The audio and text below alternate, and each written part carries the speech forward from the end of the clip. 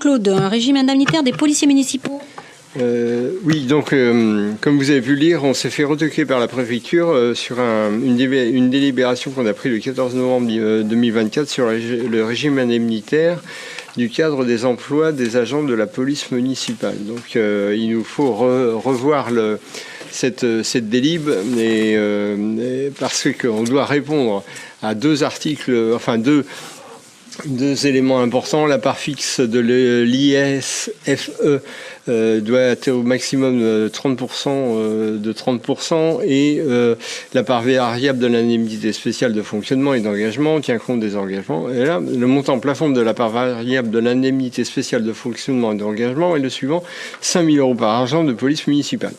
Donc, nous, on avait voté en novembre ce pourcentage à hauteur de 20% de cette ISFE.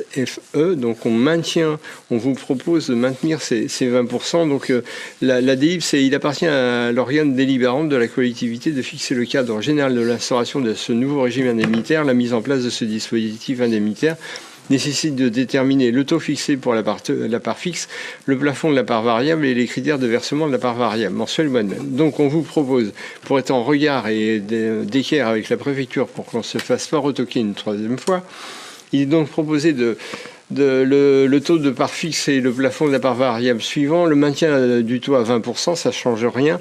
Le plafond de la part variable d'un montant de 2040 € qui est versé mensuellement à hauteur de 85 €. Ici, on doit être d'équerre avec les dispositions. Ça voudrait dire que mensuellement, nos deux agents font l'impasse sur l'autre moitié, c'est-à-dire 85 €, ce qui est quand même pas négligeable dans l'époque actuelle de perdre 85 € par mois et d'attendre la fin de l'année pour percevoir les 50% restants.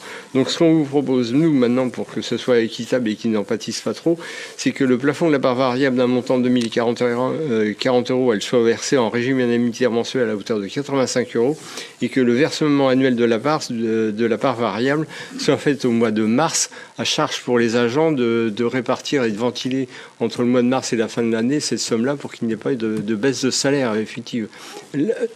La baisse de salaire, elle n'est pas là, mais mensuellement, à la fin, sur la feuille de paye du mois, elle serait effective. Donc voilà, c'est la répartition qu'on vous propose. Ça ne change strictement rien en termes financiers. C'est simplement pour qu'il ne soit pas pénalisé. En fait, la disposition, elle avait été prise pour revaloriser et inciter revaloriser les métiers de la police municipale et inciter les gens à venir dans la police municipale. Résultat, avec un tel système, je crois que c'est plus bloquant qu'autre chose. Enfin bon, on vous propose cette chose-là de façon à ce qu'il ne soit pas trop pénalisé. Donc il est donc proposé aux conseillers municipaux, aux conseillères municipales de valider le régime indemnitaire des policiers municipaux. Est-ce que vous avez des questions? Non. Qui vote contre la disposition? Qui s'abstient? Qui vote pour? Je vous remercie.